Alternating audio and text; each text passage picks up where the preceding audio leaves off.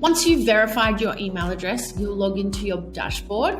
And this is, I guess, a high-level overview of all of your products or listings that are on the site and any bookings or sales that have come through for you. Just hovering over the navigation bar, you'll mostly be using the tab My Account, but there are also tutorials under support. You can contact me here, and you'll be able to manage all of your inquiries regarding your listings, products or services through the dashboard as well, and also respond to any customers asking any questions. But today we're going to go through 4 simple steps in order to get started and to get activated. So we're going to use your Get Started tab.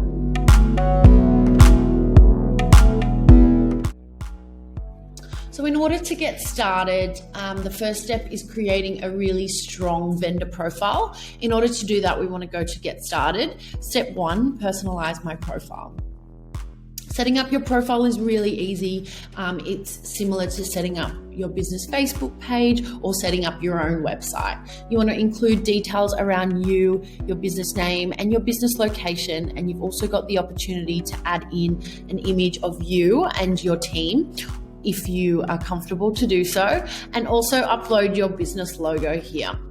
You've got the opportunity to enter in a brief business description. This could be also your marketing or elevator pitch, or maybe a brief welcome message to couples landing on your profile. And you've also got the opportunity to enter in a detailed business description. This is, I guess, a more in-depth description around you, your brand, your business, the products that you provide or the service that you provide, and then moving on to product processing time. So this really gives our buyers and our couples a clear idea of how long it takes for you to prepare an order. And something that you want to consider is the time taken to either create the product, customize the product, or even pick and pack a product. You can also include additional product delivery or shipping methods and timings. Any other information, you can obviously input any other additional information that you choose to do so here. And you want to include any details around your product return or exchanges or any product refunds that you may have. Business policies or terms and conditions, these are just like your business policies. You should think through any key factors that are important for couples to know before they make a purchase. This can include things like logistics, labor, terms and conditions for delivery, returns and exchanges, any cancellations, custom or bespoke items, or any sort of other guidelines.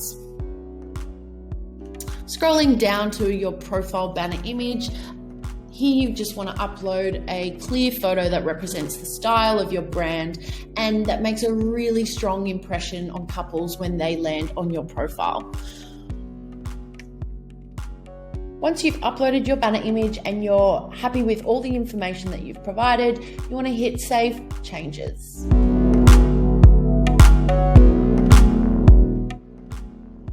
The next step is adding in your payment details. So we want to hover over Get Started again, and we're skipping step 2 for now and heading straight to step 3, Add My Payment Details.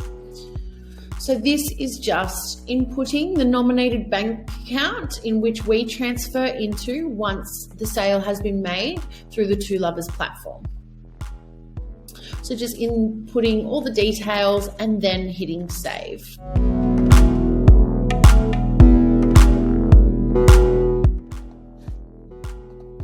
So the next step is setting up our shipping rates. So what I want to do is I want to go to the Get Started tab and go to Set My Shipping. So when setting up your shipping rates, this is, I guess, the amount that you charge for shipping tangible products across Australia. We definitely recommend setting your own shipping rates, and that means that you can actually set specific ranges or specific rates depending on either spend or weight. You can allocate free shipping if you do so as well. But today I'm going to show you how you can actually set a few different ranges for your shipping. So I'm going to go to the 3 little blue dots, hit Enable. It's going to turn from red to green. Then I'm going to go to Set Your Shipping Ranges. Now, it's going to probably make a little bit more sense when we upload it together. So say for instance, I charge $15 flat rate shipping across Australia up into the price, the spend price or the checkout price of $100. Then after any purchase that has been made over $100, I provide free shipping. So my first range there is my $0 to $100. That's my first range at $15 flat rate. And then my second range is $100 upwards, and that's my free shipping. So what I want to do is I want to set those two ranges. So the first one I want to go to is I want to do add new range, and then I'm going to set my range based on price or weight. In this instance, I'm going to go with price, and I'm going to hit 0 to 100. I'm going to save that as my first range. Now I'm going to add my second range, which is, we're going to do $100.05 to a really high number. And I'm going to save that range as well. So now I've got my two ranges. I want to allocate the different shipping prices for each range. So what I want to do is I want to go to view shipping. We've already done step one, so we've already set our ranges. What we want to do now is we just want to allocate the pricing. So I'm going to go to step 2. I'm going to go to Australia because I'm shipping Australia wide. And then I'm going to hit all states. And you can see that all states and territories have now been ticked within Australia. And I'm going to input my shipping rate here. So I've said $15 flat rate for any spend up into 100, and I'm going to leave that as blank or 0 because I provide free shipping over the spend of $100. So once I've done that, I just want to hit save. And now my ranges with my two different shipping costs have been allocated. So in order to go back, what we want to do is just making sure that you just want to allocate this as your default. So any new products that you upload or any products that you have already uploaded will adopt the same shipping ranges. Of course, if you do provide free shipping and that is all included in your price, you can also allocate or enable your free shipping as well. So the final step is starting to upload your products to the site, which is the fun part. So we want to go to get started and we're going to go to create product/service listing. Now here's one I prepared earlier. I have started to populate one as a test to run through with you. So I'm going to go from top to bottom. So the first field that we want to populate is choose listing type. So you have the option of hitting generic or digital. The difference between generic or digital is something that a couple or a customer can download at checkout. So an example of this would be an online e-planner in a PDF format, or it may be a digital invite that can be customized by the customer themselves, like a save the date or an invitation. The difference between the two is really the checkout journey for the customer. So if you do have a downloadable product that you're uploading, this is going to add an extra step after checkout for the couple to download that particular item. For all other products that are tangible and that you ship to your customers or your couples, you just want to hit generic listing or product. I've input the listing title, so my product name is the Rylan earrings, and listing type, so this is a drop-down menu, and for this particular item I've chosen bridal accessories. Listing images, you want to upload some images, high quality images of your products that you're uploading. And then I've inserted a detailed listing description. So you want to be quite descriptive of what your product is. You can include things like measurements and weight, but basically you just want to provide all the information that a customer would need in order to check out. You can, of course, also include any particular variants that this product comes in. So if it comes in different sizes or different colors, you can also include that in your description. Areas of operation. So if you do ship Australia-wide, then you just want to hit Australia-wide. Listing policy. So you may have specific terms and conditions related to this particular product. So for instance, with earrings, I might not accept returns based on the fact that, they could have already tried them on. Whatever those terms and conditions or policies are that's specific to this product, you can also include here as well. Moving over to collections. So if you have been on our site, on our front end site, you will notice that we provide a really refined search journey for our particular products and services on the site. So these collections are really the categories in which we sort all of our products and services. So you can see here that I've just scrolled down and I'm just ticking the check boxes that are relevant to my product. So you can see here that I've hit bridal accessories. You could also put this under gifts if you wanted to as well. But yeah, it's just really scrolling down and ticking all the boxes that are relevant to your product. You've also got the opportunity to include a particular style. So for this one, I've hit classic. I might also hit modern as well. So coming back over to shipping details. So I've already activated my shipping. So you can see that this has automatically hit my default, which is set your own shipping. You can also include the weight if you desire for that particular product as well. And then you want to go down to pricing details. So for this particular product, I've included $129. The difference between price and compare at price was, say if I wanted to show that this particular item was on sale, I would put my full price in here and I would put my sale price in here. So what that's going to display as on the front end is there going to be a little strike through for your $129 and it's going to show that sale price of $120. You can, of course, add GST on top of this price, but we do recommend being inclusive of GST. So scrolling down to inventory details, you have the opportunity to enter in any details regarding your stock and your inventory. So you can enter in your SKU number here, a barcode number. You can also allocate a minimum purchase quantity. So say for instance, I was a vendor that hired out cutlery or napkins and it wasn't worth my while to hire out only one set. I could enter in a minimum purchase number there. You also have the opportunity to track your inventory through Two Lovers, or you can choose not to track your inventory. If you customize things or make things to order, I would definitely choose don't track inventory, or you can allocate a certain amount of stock towards your Two Lovers profile. You can also give your customers the option to order this product when it is out of stock or not.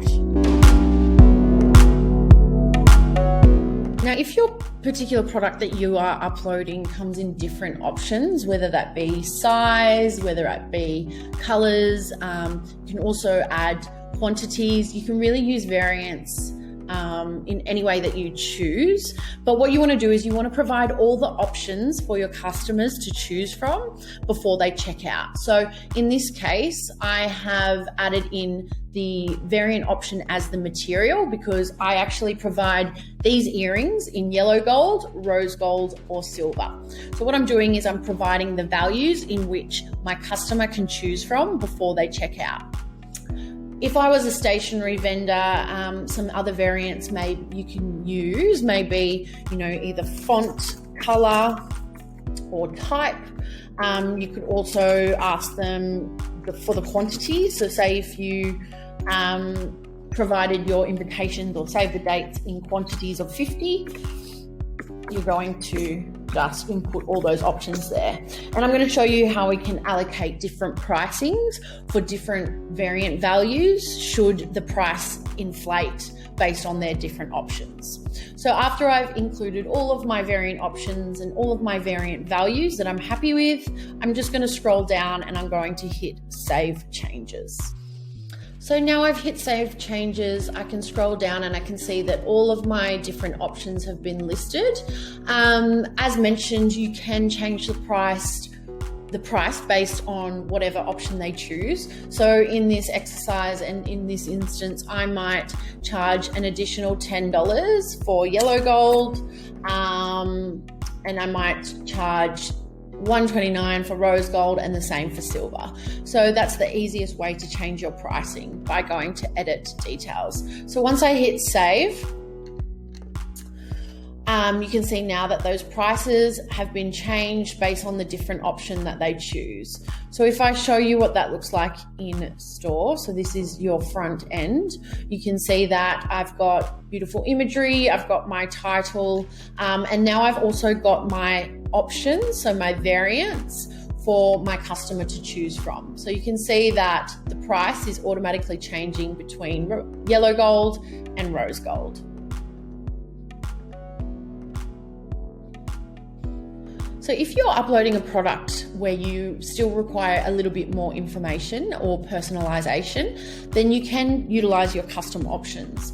So the best way to look at a custom option is really the ability to capture that data before checkout. So for instance, a custom option could be, say if you personalize or customize, say a particular robe for your bridesmaids, you might do your personalization request here. Something else, say if I was uploading a menu and I asked for the menu details, what I would want is I want to provide my customer with the opportunity to input text, but within a larger text area. So the difference between text and text area is text is a smaller field, a little bit similar to what you're seeing now, and a text area is a larger area for someone to input a little more detail of the text that they require. Another option could be, say for instance, you were a stationery vendor and you were doing name tags or placement cards. You would ask for the list of place cards name, and you could also upload a file here as well. So if I save those changes, I'm just going to view it in store and show you what that looks like in the front end. So basically I can ask to put in text here, text. You can see that I've got a larger field here for text here, and I've also got the opportunity to upload a file. So you can really utilize your custom options in capturing that data up front before someone would check out.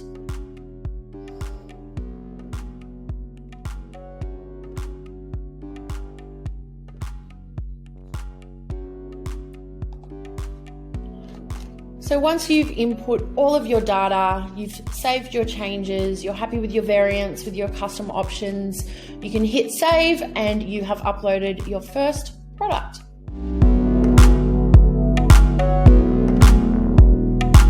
So once you've uploaded your first product or your first service listing, you've taken the time to fill out all this information, and you wish to upload additional products or services, a little trick is that you can actually duplicate this product. So when you duplicate this product, you can adopt all of the same variants, you can adopt all of the same collections, and it's just a bit of a time saver in terms of uploading additional or multiple products or listings. All you'll need to do is change things like the title, the imagery, description, and any other sort of features that are relevant to that new product or listing that you are uploading.